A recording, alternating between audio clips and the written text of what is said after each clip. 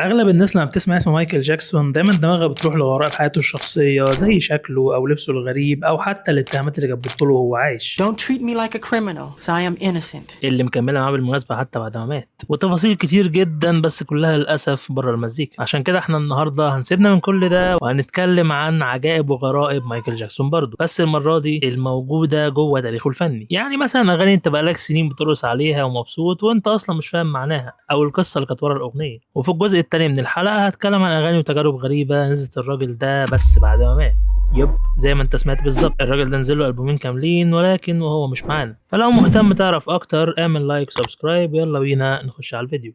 في الفترة اللي فاتت وبعد طفرة فيلم مايكل، ناس كتير كانت بترجع تسمع أغانيه وهم مش فاهمين إيه المقصود من الكلمات أو إيه القصة اللي كانت ورا الريتم اللي بيرقص ده، سواء بسبب عدم اهتمام أو حتى ممكن حاجز اللغة. عشان كده في الجزء الأول من الفيديو ده هنحكي ما وراء 5 من أشهر أغاني مايكل جاكسون، هنبدأ من الأقل شهرة ولحد ما نوصل للأعلى شهرة.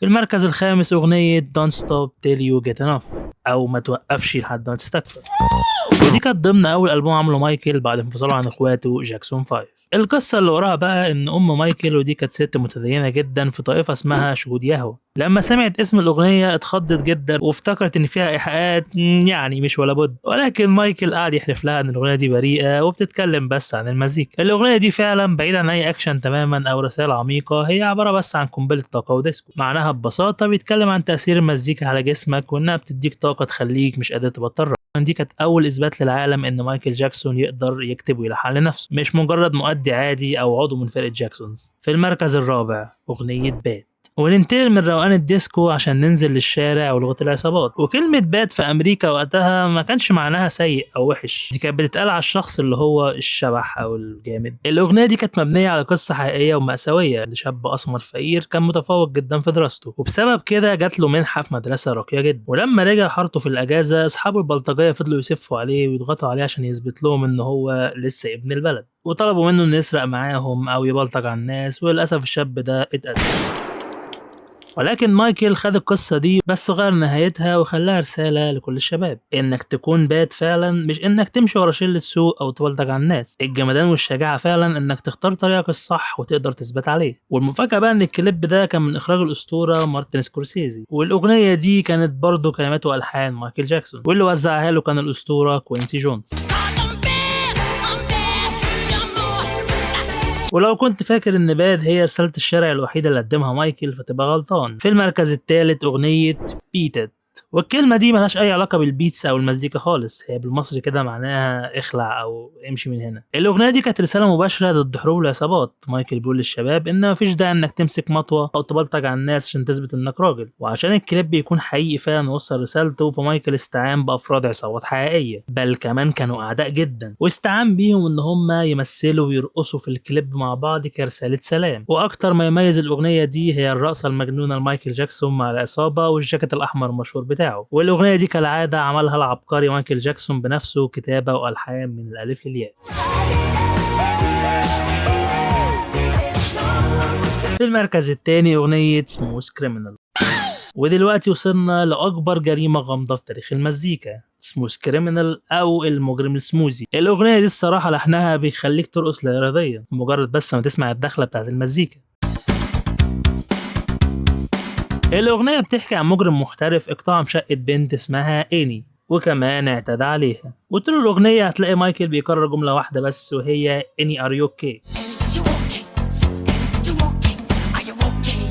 أو إني هل أنت بخير. السر بقى إن الجملة دي مايكل واخدها من تدريبات الإسعافات الأولية. المانيكان اللي دكاترة الانعاش القلبي بيتدربوا عليه بيكون اسمه إني، وأول خطوة تعملها عشان تتأكد إن المريض ده فاقد الوعي ولا لأ بإنك تهزه وتقول له إني ار يو اوكي. صايعة صح؟ والأغنية دي طبعا اشتهرت أكتر بكتير بسبب البدلة البيضاء المشهورة اللي كان لابسها مايكل، وطبعا حركة اللين أنتي جرافيتي الشهيرة اللي أبهرت العالم كله ولحد وقتنا ده. الأغنية دي بالكامل قصة وكلمات وألحان برضو مايكل جاكسون، فظيع الصراحة.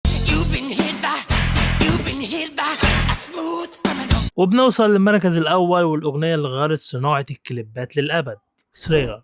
دي الصراحة ما كانتش مجرد أغنية أو فيديو كليب عادي، ده كان فيلم رعب قصير له قصة وحبكة ومخرجين للعمل. البطل بياخد حبيبته بالليل للسينما وبيتفرجوا على فيلم رعب اللي كانت الجانرا مشهورة أوي في الأفلام وقتها، ويفهمها إن أجواء الرعب دي ما هي إلا إثارة، لحد ما الزومبيز بيطلعوا فعلا من القبور، ولكن بيطلعوا عشان يرقصوا. والرقصة الصراحة كانت أيقونية جدا لدرجة إن مفيش حد في العالم كله ما يعرفهاش. لحد اللحظة دي في كل هالوين لازم هتلاقي الناس بيعيدوا الرقصة ديت. وكمان كان لها ريفرنس في فيلم المفضل 13 Going on 30.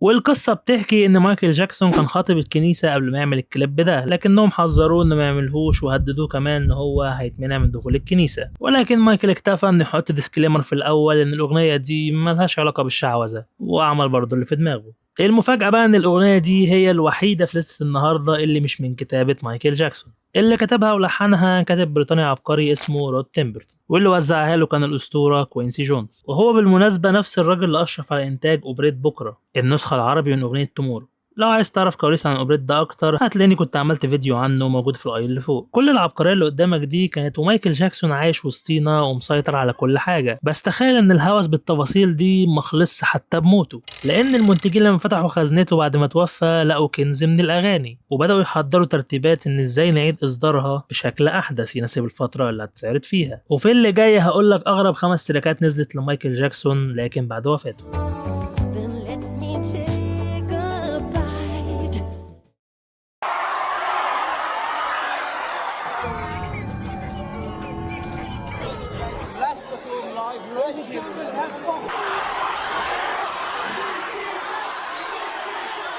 في سنة 2009 العالم كله كان حابس أنفاسه، ومايكل جاكسون بيقف قدام الكاميرات وبيعلن أخيرا عودته بعد غياب بجولة أخيرة سماها جولة الوداع This is it.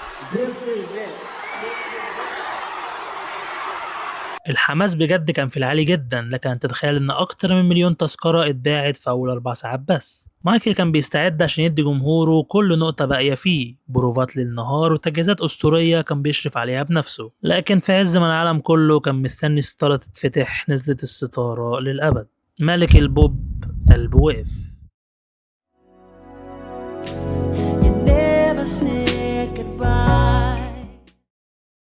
الصدمة كانت كبيرة جدا أكبر من إن أي حد يستوعبها، وعشان عيلته تطبطب على قلوب الملايين المكسورة قرروا يصدروا أغنية بتحمل نفس اسم الجولة This is it. الغريب والموجع في نفس الوقت إن الأغنية دي ما كانتش جديدة ولا حاجة، دي كانت رسالة متسابة في صندوق قديم من سنة 83، وكأن مايكل كان سايب لنا رسالة الوداع في السنة اللي هو كسر الدنيا فيها. This is it. Here I stand. وعشان المشهد ده يكتمل دراميا فاخوات مايكل كلهم دخلوا الاستوديو وسجلوا اصواتهم كقرار في الخلفية عشان يكون اشبه بحضن عائلي اخير.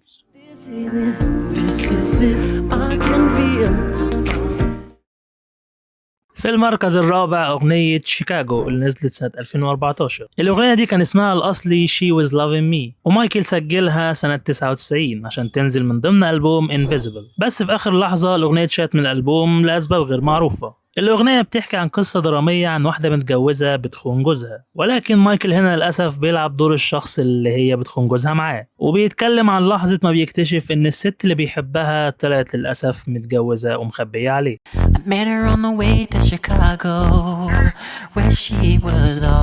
المميز في الأغنية دي كمان كانت طبقة صوت مايكل في الأغنية اللي كانت مختلفة تماما عن اللي بيقدمه مايكل جاكسون، لأنه كان بيغني بطبقة قرار منخفضة جدا تديك نوع من الغموض والدراما في أول الأغنية، وبعدين بينفجر في الكورس بالطبقة العالية المعتاد عليه.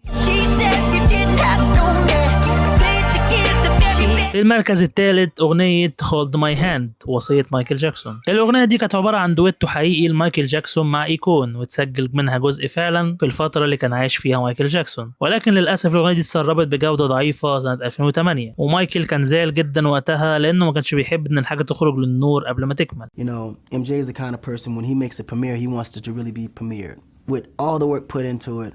We got the video ready to go. You know what I mean? We got the concept for the performance at the show. ولكن بعد وفاته لقوا ورقة مكتوبة بخط ايده بيوصي فيها ان هولد ماي هاند دي لازم تكون هي السنجل الاول لمشروعه الجاي، ويكون لما عرف حاجة زي ديت كمل الانتاج بتاعها وحسن التوزيع عشان يديها طابع عصري اكتر. الاغنية مميزة جدا لانها من الاغاني القليلة اللي مايكل كان مقتنع بنسبة 100% انها جاهزة تنافس في السوق الحديث، وبكل تأكيد دي اكتر اغنية في القايمة مايكل كان راضي عن نزولها.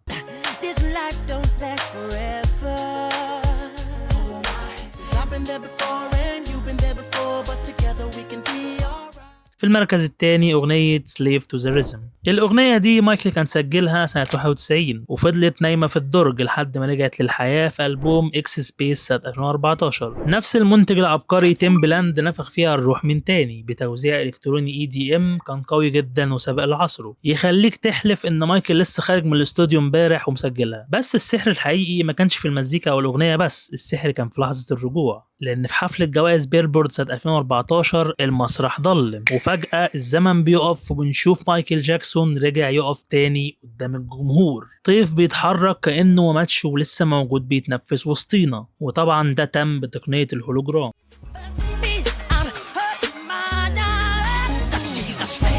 وعشان الروح تكتمل بشكل صحيح استعانوا بعشرات الراقصين ومدربين حركات مايكل الأصليين عشان كل خطوة وكل لفة وكل تفصيلة على المسرح تكون بتنطق باسمه. العرض ده عمل ضجة كبيرة جدا لأنه كان حالة سريالية خلت العالم كله يتسمر قدام الشاشات، مشاعر متلخبطة ما بين دموع على فراقه وفرحة ونشوة إنك بتشوف ملك البوب من تاني على المسرح. وفي المركز الأول، ودي بقى الأغنية الأشهر على الإطلاق بأكتر من 400 مليون استماع على اليوتيوب بس من وقت نزولها، أغنية Love Never Felt So Good، الفيتشرنج اللي حصل بين مايكل جاكسون وجاستن تيمبرليك في 2014. الأغنية دي اتكتبت واتسجلت لأول مرة كديمو سنة 80 في استوديو منزلي بسيط، وكانت عبارة عن صوت مايكل وهو بيغني مع طرقعة صوابعه وعزف بيانو بسيط. وفي 2014 في وقت تحضير ألبوم إكس سبيس جابوا منتجين يجددوا لها الموسيقى بتاعتها عشان يضمنوا انتشار أوسع بكتير، ودمجوا تسجيل مايكل القديم مع تسجيل الجديد لجاستن تيمبرليك اللي بالمناسبة كان في ناس بتنعته ان هو مايكل بوب الجديد. الكليب بتاعها كان تكريم بصري عظيم جدا لتاريخ ورقصات مايكل سواء من المجاميع او من جاستن تيمبرليك نفسه، والناس كلها حبت الاغنية جدا، والحالة اللي عملها الكليب كانت حالة عظيمة. وطبعا انت كمشاهد دلوقتي ممكن تشوف ان دمج جاستن تيمبرليك في اغنيه زي دي هو عمل فني جليل او تكريم عظيم لمايكل جاكسون، ولكن الحقيقه ان في كتير جدا من الفانز شايفين ان ده عبث وكان المفروض ما يحصلش خالص بسبب الحادثه الشهيره الكارثيه بتاعت جاستن تيمبرليك مع جانيت جاكسون اخت مايكل في حفل السوبر بول سنه 2004، واللي بسببها كارير جانيت شبه اتدمر بعدها، وجاستن تيمبرليك طلع منها زي الشعره من العجين. فانك تجيبه يغني مع اخوها بعد ما مات في تكريم له دي حركه مستفزه جدا لبعض المحبين، ولكن بعيدا عن كل الدراما دي فالأغنية حلوة فعلا.